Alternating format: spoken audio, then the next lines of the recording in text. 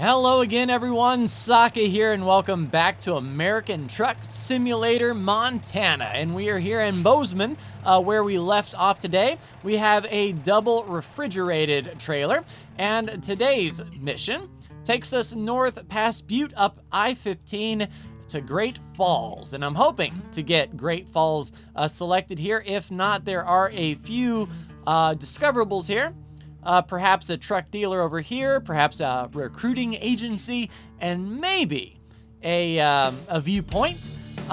One thing that I did notice was one of the viewpoints that I drove by last episode. I think it was a Volcano Lake or whatever.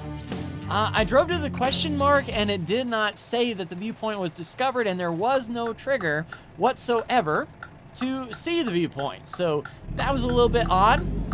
So I may have to come back to that whenever I achievement hunt. But first and foremost, let's get out of this yard with our double. We'll take a nice wide arc here to make sure our trailers go by. And I don't think we need our four-ways on now.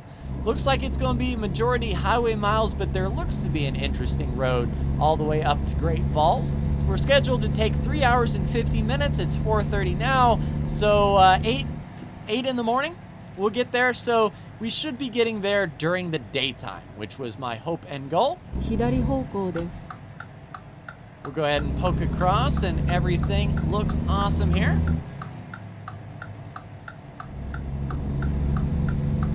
I'll take that nice and wide and set up for the left-hand turn coming up in a few intersections time. So it looks like Bozeman has a lot of stoplights that we're going to have to contend with, and that is fine. Gives me more time to thank you for tuning in to American Truck Simulator this week. And in my personal life, I do have something a little bit exciting. So I am scheduled to get my 107 small unmanned aerial system drone certification, FAA certification, to fly drones for commercial purposes or other than recreational purposes, let's say. One thing that I learned is the majority of folks associate the 107 to, well, if I'm going to make money, I need the 107, and that is technically true. However, is, you know, when you're not flying under recreational flight rules for any reason, money or no. So if, like, your family members call up and say, hey, you got a drone, film our wedding, you know, you might do it out of the kindness of your heart, but you still need the 107 because that's not a recreational flight. You're going there with the purpose of providing a service, and that is the key. So I'm hoping to do well on that exam. I do have to say, I believe my flight sim experience helped a bit, especially when it comes to sectional charts and understanding airspace. That is a big thing for drone pilots to understand. Are you going to be encroaching on a control tower or controlled airspace at a local airport? Are you going to fly into the path of a landing airplane? You know, so very important to know, and luckily I have a leg up with some of my flight sim experience, taking flight sim pretty seriously, not just, hey, let's jump in a plane and crash into a mountain or something. You know, I actually, you know, try to follow rules and regulations to the best of my ability, and I think that, oh, what's going on over there? He's backing up. And that approach has definitely helped me acclimate a bit to the 107, but then there are things that I didn't know, mainly about weather. And it's crazy to almost be a bit of a meteorologist and understand why fog is happening. What was asking why is it happening? It looks like we've got a mess right here. We'll just hop onto the left lane. Yeah, it looks like a double had a bit of a run-in with a Mustang. So we'll just pass that up and pretend we didn't see a thing. But learning weather patterns, learning, you know, flight conditions, for sure paying attention to wind speeds, as not every drone is built to handle wind. So it's kind of fun. I'm actually looking forward to the tests. A lot of people are a little bit nervous, but even, you know, in college I enjoyed taking exams because it showed that I really, you know, studied and got into the material and took it serious, and this 107 exam will be no different. I've been studying for about 2 weeks now and really diving into everything. So I feel ready. I'm not one of those people on YouTube that say, hey, if you're taking your 107, all you need to do is watch this one YouTube video and you'll be set. I passed with a 70% and I didn't even try, that sort of thing. No, I want to get the highest score possible, but that's just me. You only need a 70% to pass, be a C pilot, which is kind of crazy, you know, if you're thinking that all aviation exams are 70%, which was at least what I saw at the testing facility. When you schedule your tests, it's like, hey, what tests are you signing up for? So you can sort of see all the tests that are on offer and what the passing requirement is. And all of them were 70%. So it's like, hey, as long as you're an average pilot, you can fly. I don't know if that requirement increases for instrument rating and, you know, jet engine rating and passenger rating or cargo rating, you know, all the different freaking tiers that you have to do if you're becoming a big pilot, if you have to get higher than a 70 on those tests. But for baby's first flight exam, 70% is all you need. So I'm pretty sure I can hit that. Hoping I'll hit that anyway. I honestly don't see any reason why I wouldn't hit it. So, yeah, by the next time I record American Truck Sim, I should have some results. Barring anything crazy like the testing facility is closed for unforeseen circumstances or something like that. You're not sure these days what's going to be open and what's not. But unfortunately, my local airport is not the one giving the exam. Most of the stuff I see online, it's, hey, you just go to your local airport, they have the test there. No, my local airport is not a testing facility, so I have to go about an hour's drive away to get this test done. If it was at my local airport, I could be there in 20 minutes, so I'm spending quite a lot more time driving. And the test is 2 hours. Did I miss that? Yeah, I'm Jack John, not paying any attention. Okay, we'll sightsee. That's fine. I was just jabbering away. So we have seen this road before, Montana Street. And we'll just be making a loop at Butte. Fair enough. Although I imagine they're probably going to try to throw another detour at us once we get closer to our destination. The very last exit we take will be blocked with a helicopter crash or something of that nature. But we have not seen under this overpass, so this will be new.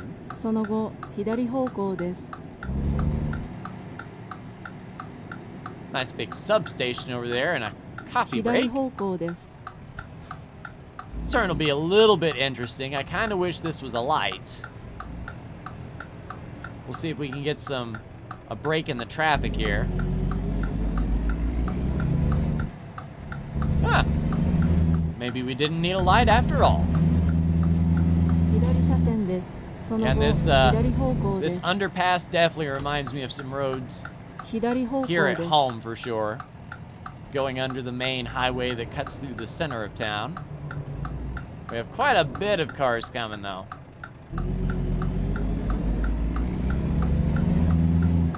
But the crazy thing is about the drone exam is you don't actually need to prove that you can fly a drone at all. And you think like, oh, if it's a flight exam like your general aviation, you'll already have hours in the cockpit. You'll have a logbook. You'll be with an instructor. You'll be doing drills. You'll be touch and goes. You'll be communicating with ATC. All that good stuff just to get your general. The drone? nah. As long as you just know the material, you'll be good. I don't know if they're going to change that in the future. It's probably because, you know, there's no standard drone. I guess you could say there's many different types of drones with different control schemes and whatnot. Maybe not everyone can bring a drone to the testing facility.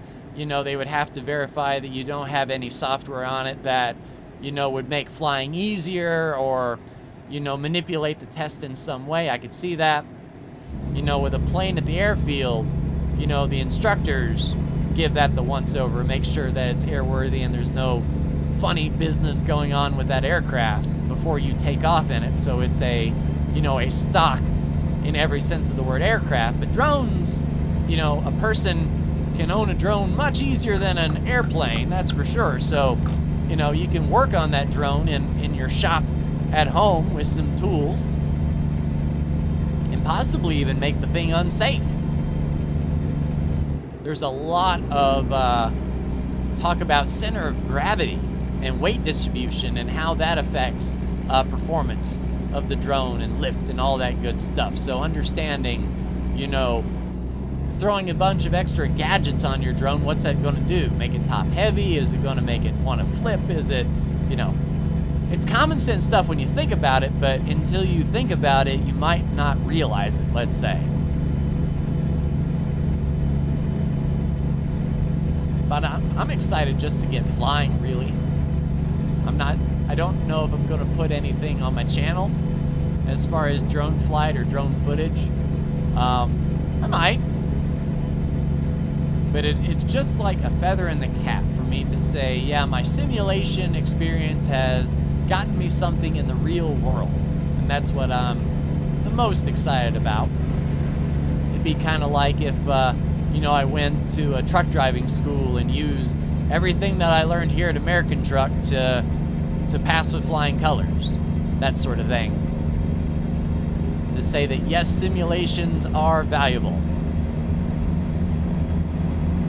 But speaking of valuable simulations, I heard that Microsoft Flight Simulator is bringing a free study-level aircraft to the base game. Now that is really cool.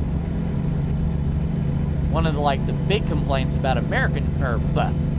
Microsoft Flight Sim is like, yeah, the aircraft are like a generalized arcade version of the plane. You can't fly those planes and then pick up everything you need to know that in a real aircraft. However, those study aircraft where every switch operates every system the correct way as intended, you can really pick up some stuff. And something like X-Plane boasts that, you know, if you are running X-Plane in a full simulator with, you know, study level aircraft, you can count that as flight hours.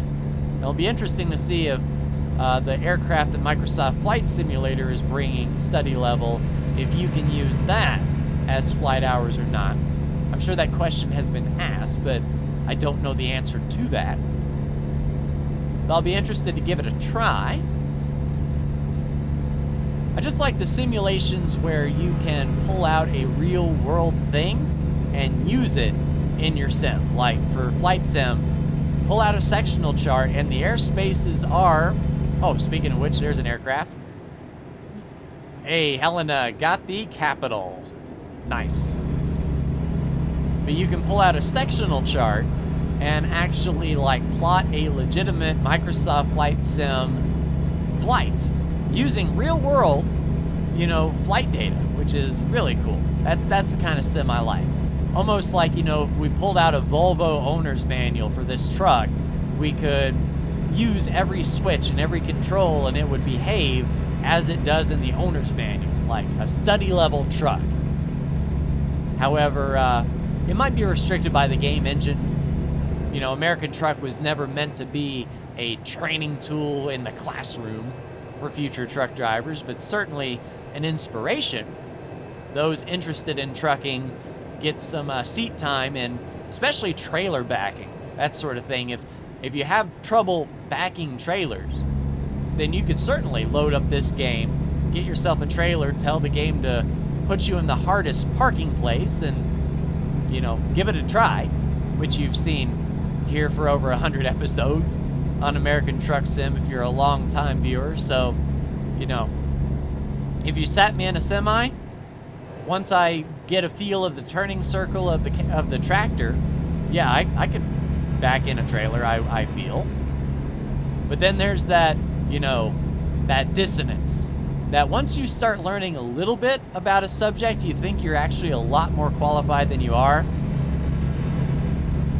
Dunning-Kruger, I think it is.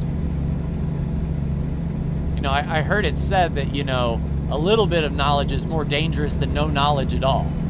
Because when you have a little bit of knowledge, you try to apply what little you know in situations that it wouldn't apply, and you think you're right because it worked one way, but it might not work at all, you know, in another.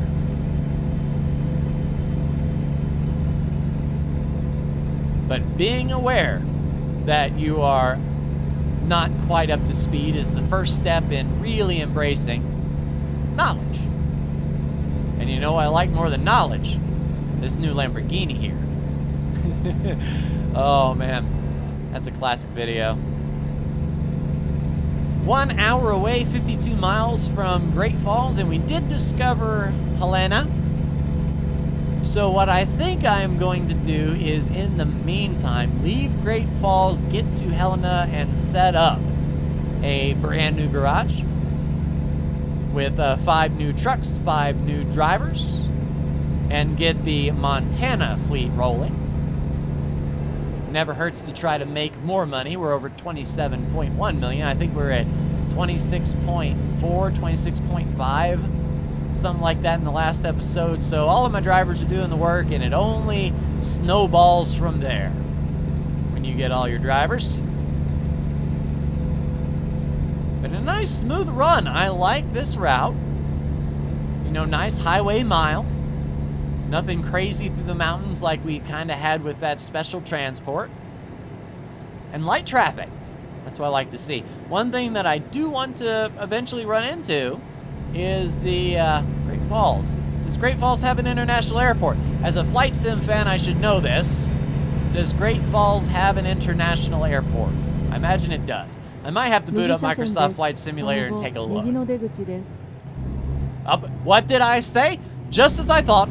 Just as I thought. Yeah, they're going to run us around. We are not going to be able. Hey. It's okay. I'm rich. I saw that happening. He didn't back out. Sure, I could have just rolled up. You know what, buddy? I'm going to take my time. Just take my time. Make you think about your decisions. Yeah, I don't think we could cheese it and squeeze in between that. And the crazy thing is that an actual, is that a helicopter crash or is that a truck? Oh, a truck has lost its load. Well, crap. Okay, so how far out of the way did this take us? So that left turn was literally right there, and I mean, there's nothing I can do about it, customer. Yeah, I hope this wasn't a, well, I already got it fine. It doesn't matter if it's for an achievement or not. I already failed that. So, no worries. If it's late, I'm rich. All right, I imagine we're taking this exit here. Luckily, not too far out of the way. Although it kind of looks like we're doing a Mickey Mouse sort of thing. Take a look at this. Oh, God. You're gonna be late. I'll tell you, that music. I should get that mod that makes that Nokia cell phone ring when you're gonna be late. Yeah, we're doing some sort of Mickey Mouse turnaround over here. All right, so we're exiting here, making a right at the bottom of the hill, and then making a right, getting back on the highway. Oh, exit 0. So which state are we at the edge of? Is this Idaho? Hold on, I'm curious now. 1 second. Get rid of that dang music too. So, wait. Exit 0 is at the start of a state. Or would that be the start of a new highway? So is that exit 0 for 87? Now I'm really confused. I thought I knew what I was doing. I have only seen exit 0 when it pertains to the start of a stage. But I could be wrong. All right, making a right turn. Luckily, we can right turn on red if traffic is behaving. Looks like traffic is... Oh God, the Griswolds are on. I almost caused a fender bender. Okay, so I was over the line a bit. Tell you.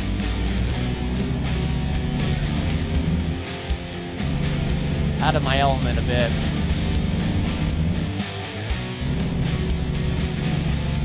Yeah, don't drive distracted, folks. That's what we can glean from this video. I'm sitting there yapping away instead of focusing on the road. So we're going to Shelby. Yeah, no cross traffic, we're rolling. Excuse me. All right, back up to the freeway, and then back the way we came. It'll be interesting to see if we do get it there on time. We probably won't, as this was a level 3, like, high-speed delivery. Like, I had to get it there fast with no obstructions. So we probably blew that out of the water.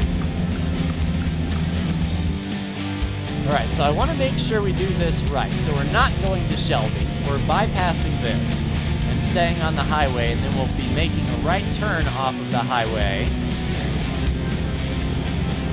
And the bad thing is our delivery is like way out of town. Like we're taking this a little off the beaten path. Oh, a wrecker. I thought that was like a race car hauler, but nope. Oh, good. Emerging right. You hardly see that.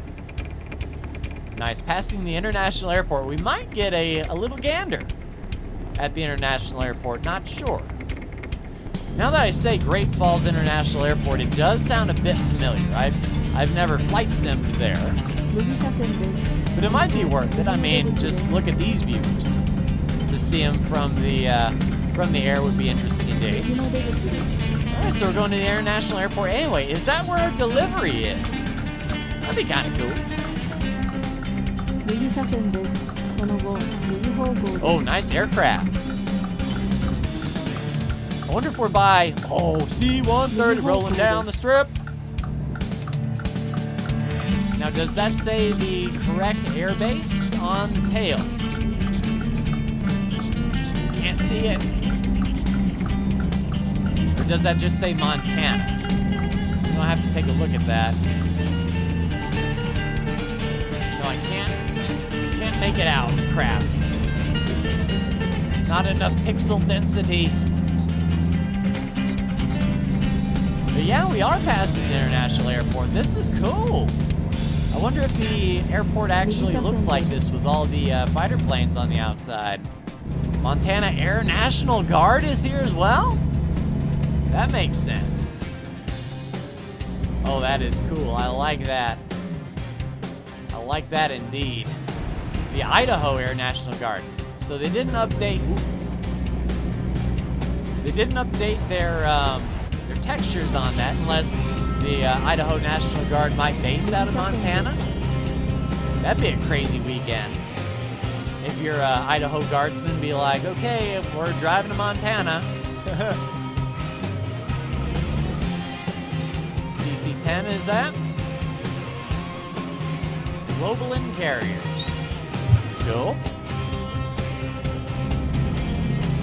Yeah, we're just following this around in the back of the hangar. Nice, so that's why we saw aircraft. That is cool. I remember doing all the runs to Denver, and they had the Denver Bronco outside their airport, and that was I think it was 10 deliveries to the Denver airport, and that was, a bit of a pain, but luckily most of the deliveries were pretty close to the airport. I didn't see any such deliveries for Montana, where you had to drive to the international airport a lot. Do they literally farm right off the runway here? That'd be crazy. Oh, nice. We have to check in at the gate? No, we're just making a left. Okay, cool. Yeah, passing Great Falls. Yeah, I didn't see that we were coming to the international airport, so that's kind of cool. Luckily, we'll have a straight in. And I need to see what direction it wants us at. I'm just looking. Okay, there it is. All right, yeah, we will be coming this way. Scan my badge, in we go.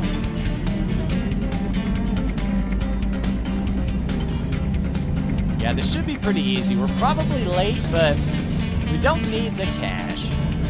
We're just here sightseeing and seeing what's cool here at the airport. Nice wide turn here, and then cut it. And we'll be able to pretty much straight shot it on in. As airplanes take off overhead. Yeah, we'll park it. I mean, we don't need the experience, we don't need the money. But why not, since we're here? All right, easy does it, and booyah. Drop the trailer legs. See what we got here. An excellent delivery. So we did get it there on time. $15,000, that'll pay for our little bumps that we took. So we're here on the outside of Great Falls. So what I'll do in the interim is I will go grab these points here, since they're sort of in the city. Just for shiggles, we'll also take a look at what jobs are coming out of here. So we want to stay in Montana. So Lewiston is just right down the road, but it's 22 minutes from expiring. Probably not going to make that. And then Billings might be able to do that double. And then kicking on over to Thompson Falls. So we go back to Butte, and then we go past Missoula up to Thompson Falls. So we'll just see what the old game has for us here. But not a, well, I would say not a bad run. To be fair, it was a pretty bad run. We had some issues. But hopefully that way station goes away once I reload the game. But that will do it for me in this episode of American Truck Sim, everyone. Like, share, and subscribe if you are so bold. Thank you so much for tuning in. And I'll see you for the next Montana Trucking Sim video. Take care.